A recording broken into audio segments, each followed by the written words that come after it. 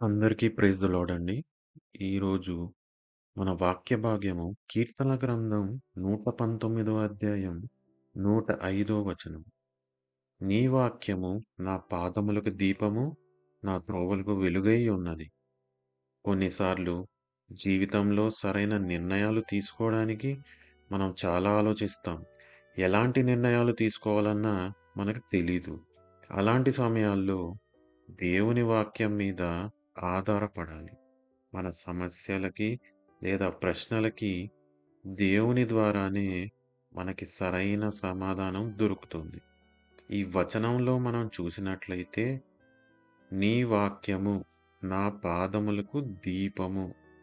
ఇక్కడ పాదములు అంటే మన నడతని గురించి సూచిస్తుంది.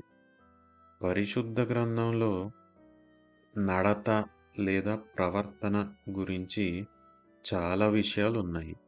వాటిల్లో కొన్నిటి గురించి మనం ధ్యానిద్దాం. మొదటగా మీకా గ్రంథం 6వ అధ్యాయం 8వ వచనం. మనుష్యుడా, ఏది ఉత్తమమో అది నీకు తెలియజేయబడి ఉన్నది. న్యాయంగా నడుచుకొనుటయు, కనికరమును ప్రేమించుటయు, దీన మనస్సు కలిగి నీ దేవుని ఎదుట ప్రవర్తించుటయు. ఇంతే కదా యెహోవా నిన్నడుగుచున్నాడు. ఈ వచనంలో చూసినట్లయితే దేవుడు మనకి 3 విషయాలు తెలియపరుస్తున్నాడు. మొదటిగా న్యాయంగా నడుచుకొనుట. నువ్వు చేసే ప్రతి పనిలోనూ న్యాయం పాటించాలి. న్యాయం వైపు నడుచుకోవాలి. నీ ఉద్యోగ విషయంలోనూ న్యాయం పాటించాలి. వ్యాపార విషయంలోనూ న్యాయం పాటించాలి. కుటుంబ విషయంలోనూ న్యాయంగా ఉండాలి.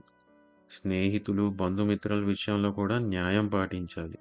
ప్రతి విషయంలోనూ న్యాయం వైపు నడుచుకోవాలి. మనల్ని మనం పరీక్షించుకోవాలి. కొన్నిసార్లు మనం చిన్న చిన్న విషయాల్లో న్యాయం పాటించము. ఈ చిన్న విషయానికి ఏమవుతుందిలే, దీన్నెవరు పట్టించుకోరు కదా అని న్యాయం తప్పిపోతాం. దేవుడు మనకిచ్చిన చిన్న చిన్న పనుల్లో కూడా మనం కొన్నిసార్లు బద్దకించి న్యాయాన్ని తప్పిపోతుంటాం. ఎవరు చూడట్లేదు, ఎవరికీ తెలీదు అని మనం అనుకుంటాం కానీ, దేవుని దృష్టికి ఏదీ మరుగై ఉండదు. రెండో విషయానికొస్తే కనికరమును ప్రేమించుటయు.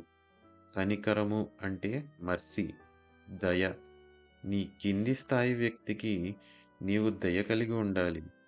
నీ పొరుగువారి మీద దయ చూపించాలి. ఎవరికి ఏం కష్టముందో మనకు తెలీదు కదా! వాళ్ళ గత జీవితం ఏంటో మనకు తెలీదు. మన కింది స్థాయి వాళ్ళు కానీ, లేదా మన కోసం పని చేసేవాళ్ళు కానీ, మనం కొన్నిసార్లు వారి పట్ల మనం కఠినంగా ప్రవర్తిస్తాం. వాళ్ళు ఏ చిన్న తప్పు చేసినా, తెలిసి చేసినా, తెలియక చేసినా వాళ్ళ మీద మనకి విపరీతమైన కోపమొస్తది. నీ సంగతి చూస్తా, నీ పని అయిపోయింది అని ఇలాంటి మాటలు మనం మాట్లాడతాం. ఎక్కడ లేని ద్వేషం వచ్చేస్తది. కానీ ప్రభువు అంటాడు, కనికరమును ప్రేమించు. అంటే నిన్ను వలె నీ పొరుగువాని ప్రేమించు అని మత్తయి సువార్తలో దేవుడు మనకి ఇచ్చిన ఆజ్ఞ.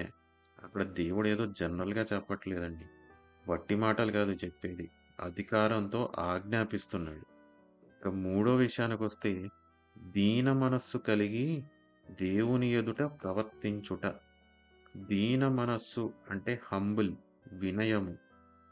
దీన మనస్సు కలిగిన వారికి గర్వమనేది ఉండదంట.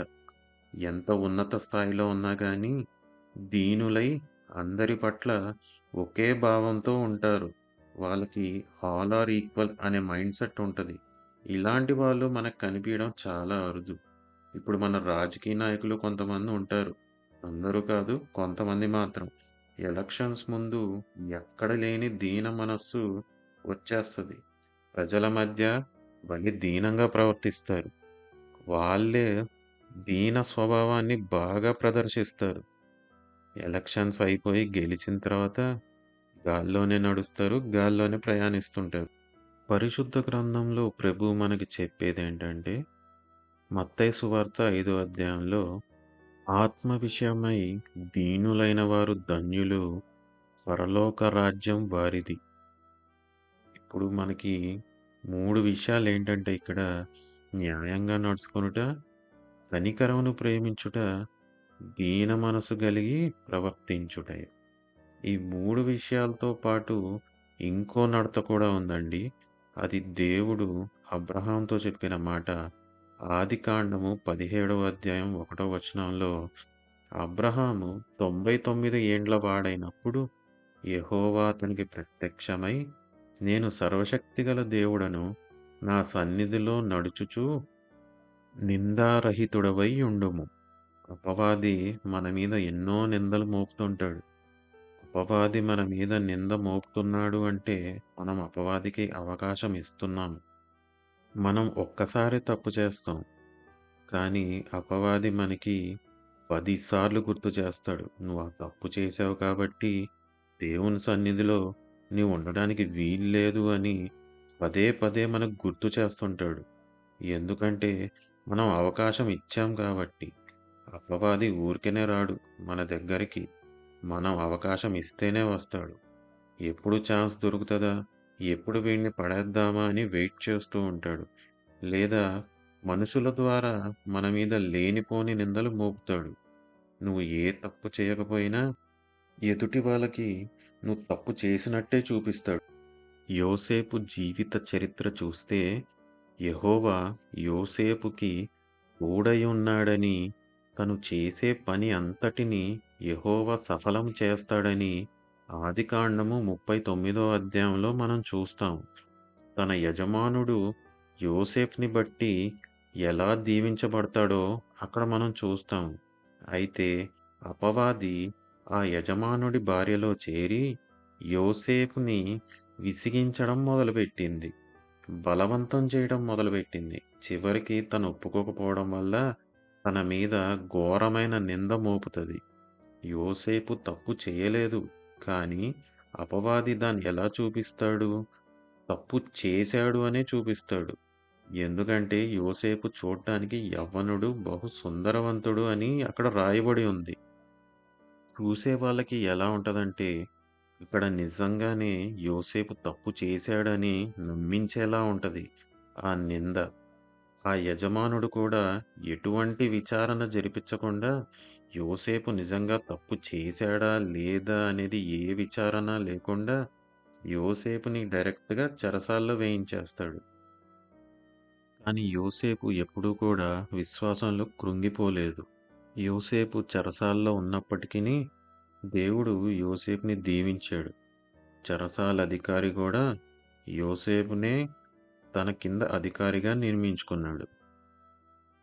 అపవాది యోసేపు మీద నింద మోపాడు గాని, దేవుని దృష్టిలో యోసేపు మీద ఎలాంటి నింద లేదు.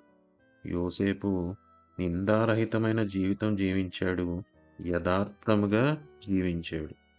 సామెతల గ్రంథం 10వ అధ్యాయం 9వ వచనంలో యథార్థముగా ప్రవర్తించువాడు నిర్భయముగా ప్రవర్తించును.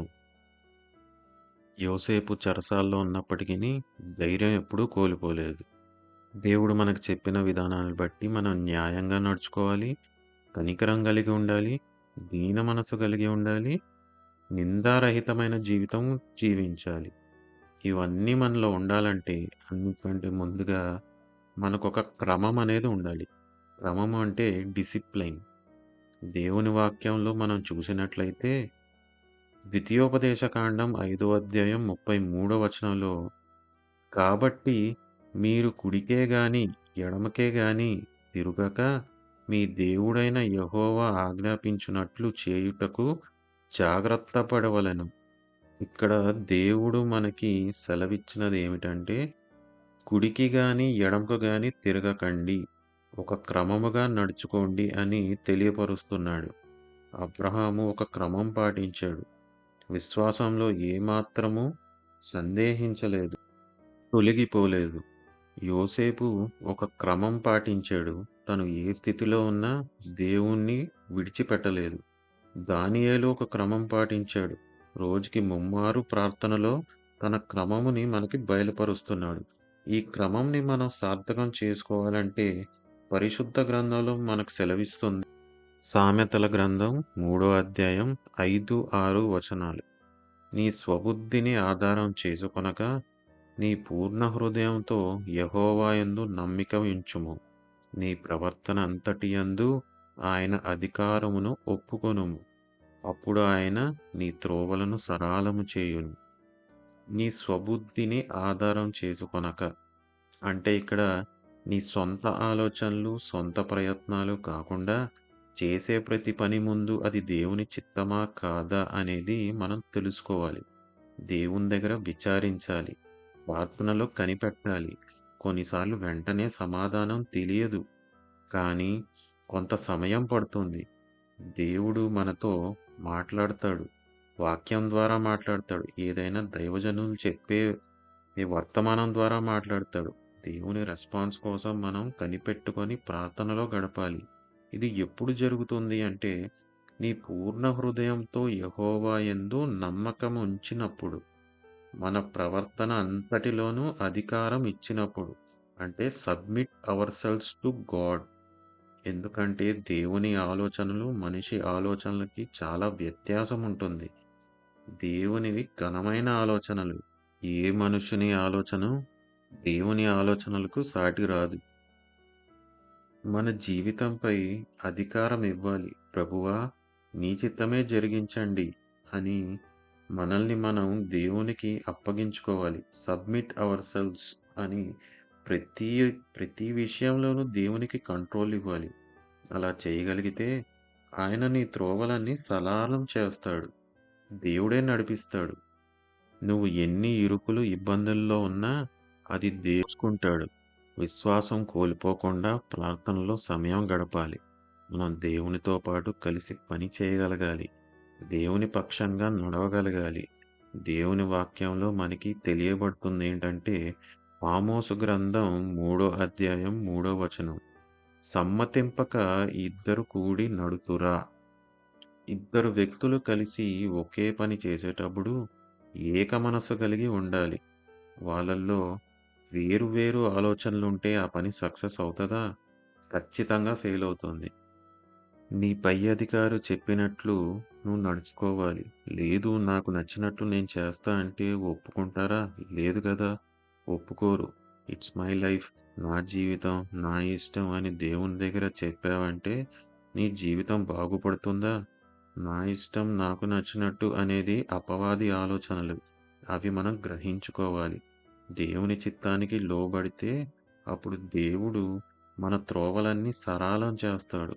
నీ త్రోవలకు వెలుగై ఉంటాడు. ప్రతి పనిలో నీకు తోడుగా ఉంటాడని యెహోషువకు నిబంధన చేసినట్లు దేవుడు నీతోనూ నిబంధన చేస్తాడు. నువ్వు చేయవలసిందల్లా ఆయన నీపై అధికారిగా ఉండడానికి నువ్వు ఒప్పుకోవటమే. ఆయన చిత్తానికి నువ్వు లోబడి దేవుని పక్షంగా నడుచుకోవాలి. మనం అలా చేయగలిగితే దేవుడంటాడు, నీ పాదములకు దీపముగాను, నీ త్రోవలకు వెలుగుగాను ఉంటానని దేవుడు మనకు సెలవిస్తున్నాడు. చెప్పబడిన ఈ వాక్యాన్ని దేవుడు దీవించునుగాక. ప్రార్థన చేసుకుందామండి. సర్వశక్తిమంతుడగు దేవుడా, నీకే వందనాలు, స్తుతులు, స్తోత్రాలు చెల్లిస్తున్నాను నాయన. చదివిన వాక్య భాగాన్ని బట్టి మీకు స్తుతులు చెల్లిస్తున్నాం ప్రభువా. విన్న వారందరినీ కూడా దీవించి, ఆశీర్వదించి, వాళ్ళ పాదములకు దీపంగాను, వాళ్ళ త్రోవలకు వెలుగుగాను ఉండి సరైన మార్గంలో నడిపించమని బ్రతిమలాడుతున్నాం ప్రభువా. రక్షణ లేని వారికి రక్షణ దయచేయమని బ్రతిమలాడుతూ నా ఈ ప్రార్థన యేసుక్రీస్తు యొక్క పరిశుద్ధ నామంలో మీకే సమర్పిస్తున్నాను తండ్రి. ఆమేన్.